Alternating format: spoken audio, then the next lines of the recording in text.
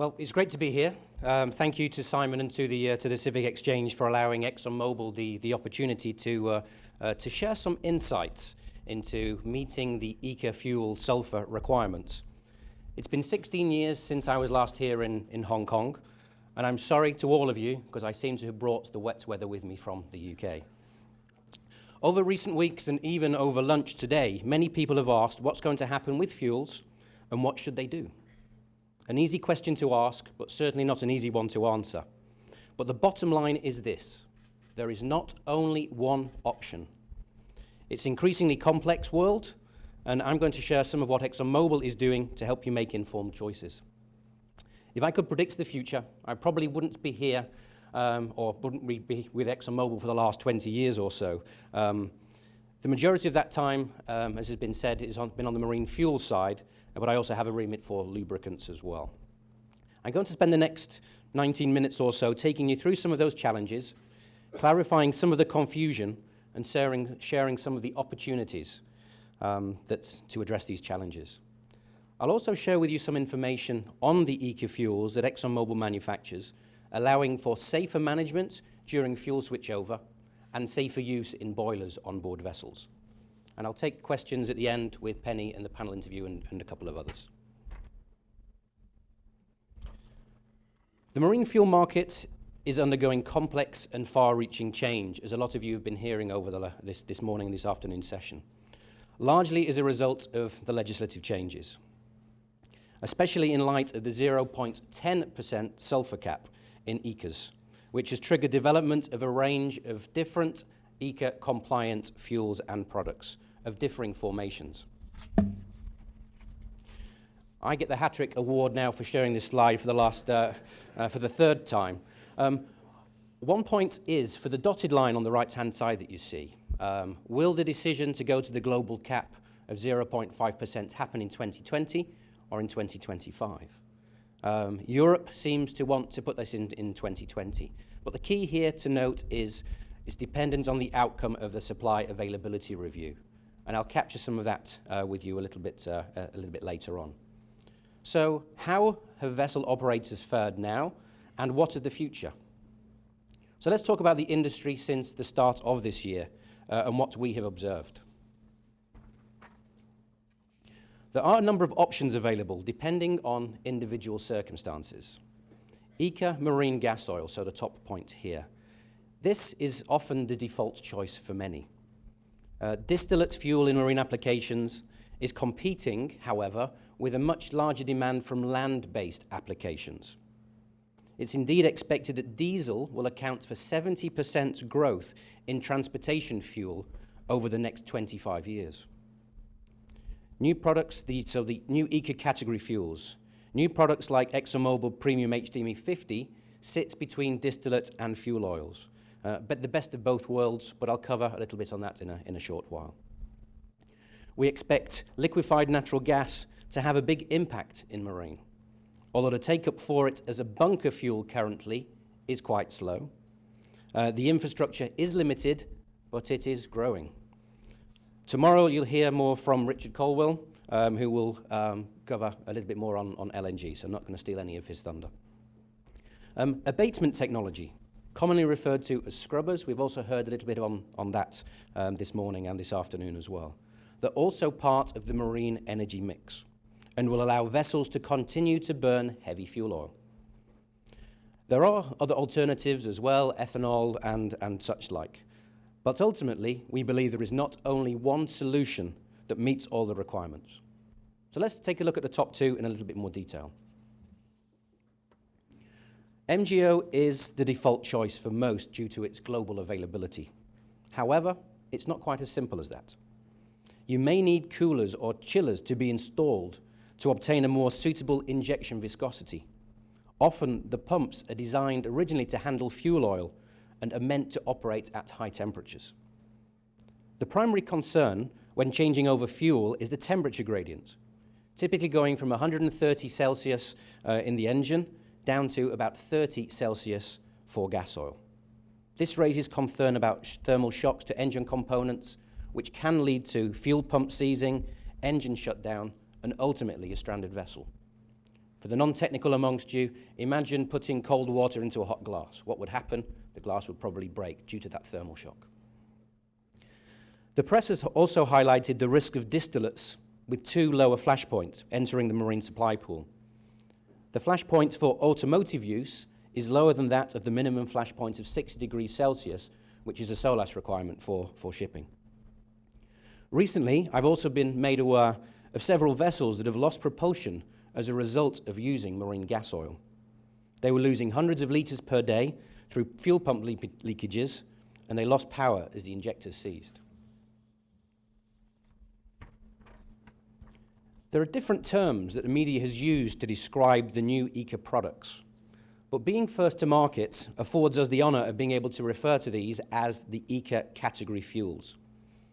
Often sharing the benefits of both a fuel oil and a gas oil, it should, of course, have the low sulphur to meet the ECA requirements, but also has higher viscosity and is less volatile. The latter two reducing the risk of engine damage and boiler damage, or worse still, an explosion. So, in a little bit more detail, naturally, these new ECA category fuels should not exceed the sulphur cap. ExxonMobil manufactures its products with a safety buffer, so that it not only meets the ISO limit, but also helps to achieve the MARPOL standard. And if you look to the second decimal place, it's not just 0.1, it's 0.10. So if you're a little bit high on that, you're exceeding the MARPOL standards. The ISO standard allows for certain test tolerances, whereas if you just exceed it, then, as I say, you're non-compliant. Recent tests show that ExxonMobil's premium HDME 50 is produced at 0.047%. So it provides the operator with an additional peace of mind. The viscosity of 12 centistokes is important, as it's the recommended thickness of the fuel when injected into the engine. If a product is lower, such as with marine gas oil, it may need to be chilled to increase the thickness to get to the optimum spray. Flash point is also important, as it's an indication of a product's volatility. Generally, the higher the better, which makes it safer for use in boilers.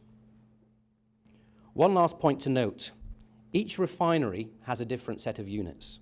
It can vary in configuration and could have different crude feedstock. So that means that an ECA fuel is more likely to be offered regionally as opposed to globally.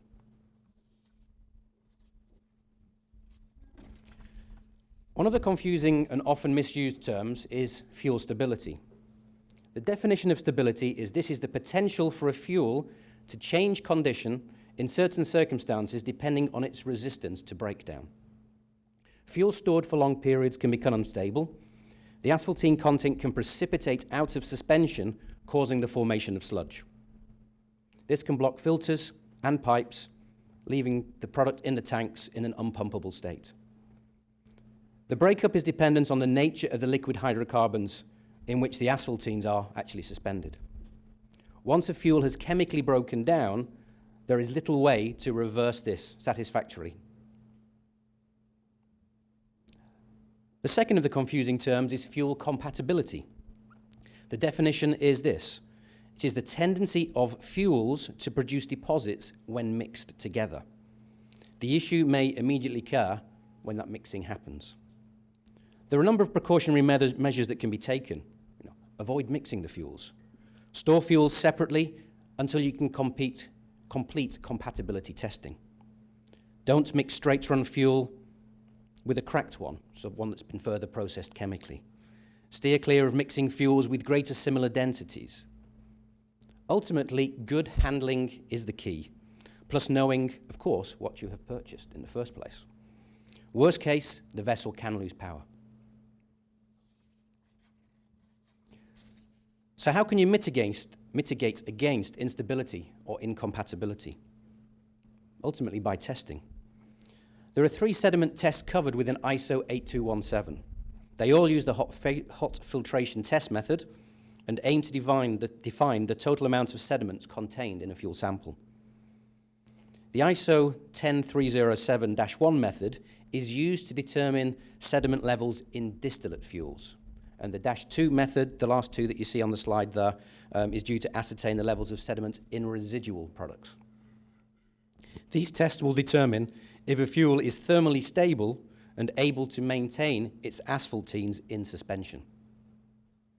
From a compatibility testing, a good on-board way to test compatibility is to use, which includes residual and distillate fuels, is the spot test method that you can see there at the bottom.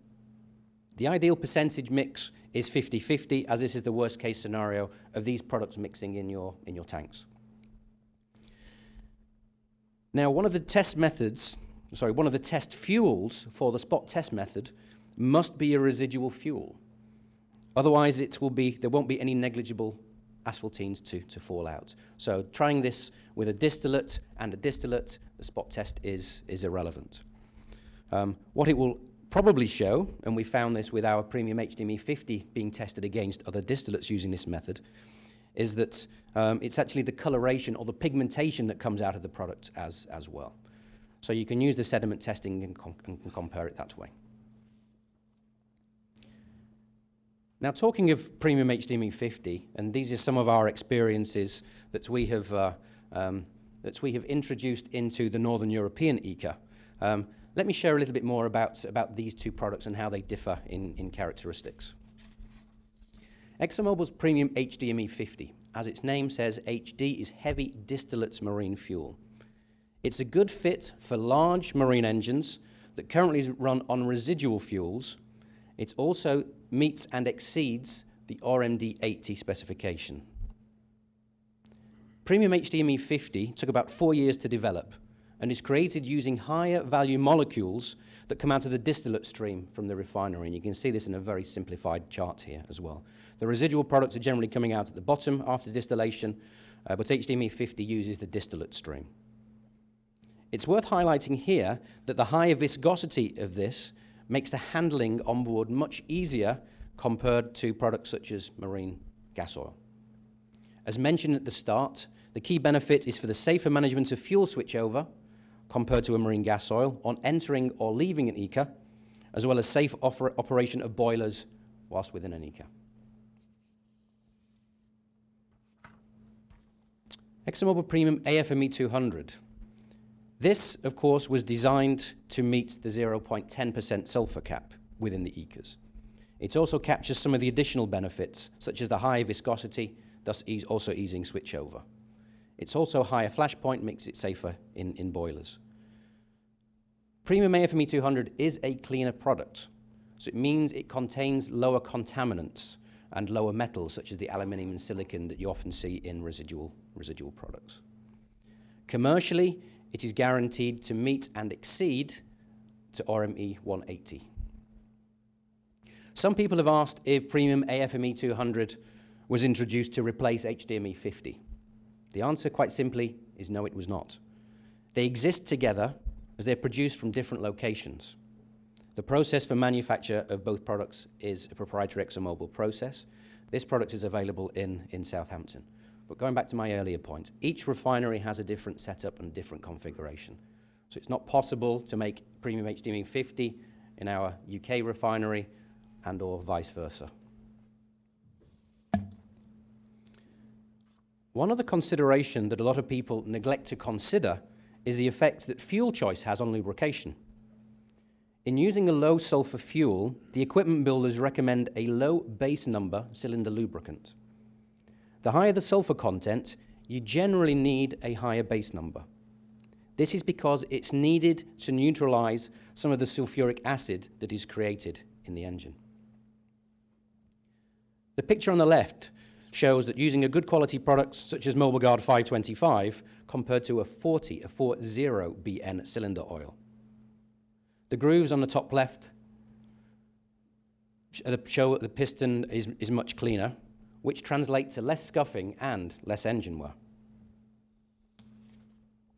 It's even more obvious here in the image on the right, where the heavy deposit buildup will accelerate engine wear. Just another consideration when operating a fleet of vessels.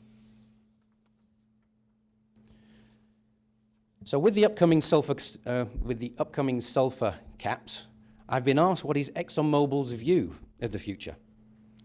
As mentioned at the start, my crystal ball isn't always clear, but I'd like to share the latest from one of my senior company advisors.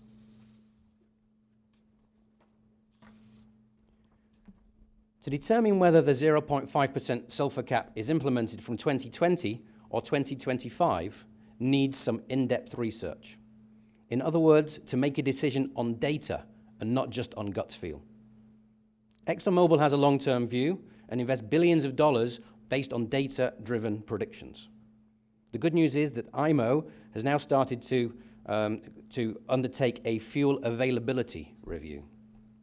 This will allow experts in the industry to get together, to gather key data, and determine how the industry can meet the 2020 or 2025 deadline. Hopefully the data will be available in 16 months so that decisions can be taken, which in turn will allow the industry to make those investment decisions. So what does that mean from a refiner's standpoint? There are plenty of considerations. It's not only marine products that are produced at a refinery. There can be conflicting streams that often take priority for economic reasons. Questions that we've been asked and that we will want to have the answers to: will there be enough 0.5% products available? What will these products look like? You see the differences even based on the 0.1%, very different in nature. Will I still be able to get high sulfur fuel oil as I have scrubbers fitted? The refining investments are huge. If we just take our refinery in Antwerp in Belgium, we have undertaken a review and have decided to install a delayed coker unit. This will help to take the residual products that normally comes out of a refinery, to run it through the DCU and to produce higher value products. This is installed, or to be installed, at a cost of $1 billion. It's going to take 3 years to install. It'll be operational as of 2017. So it will turn the residual products away. Because premium HDME 50 comes out of the higher value distillate stream, that product will be still available, but a lot of the residual products will be changed to higher value products. So it's not only about the money, however, it's about the resource and the expertise to implement these sorts of units. So really it's important that the assumptions of the study and its outcome are realistic and achievable, not only by ExxonMobil, but also by the fellow refiners. And these decisions will need to be taken at an individual refinery level. So, in summary, I hope sharing some of ExxonMobil's insights and experiences to date has been a benefit to you. We've made ECA fuels, both ECA category and marine gas oil, more available. We will continue to develop new fuels, not only within an ECA, but also outside of the current ECAs, because vessels need to have ECA products when they cross the imaginary line in the ocean. These products will enable an operator to switch over in an easier way, and also to allow them to be safer when using these products in boilers.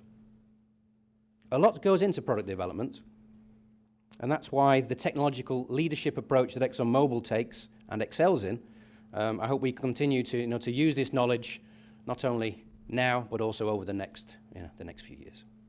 Thank you very much.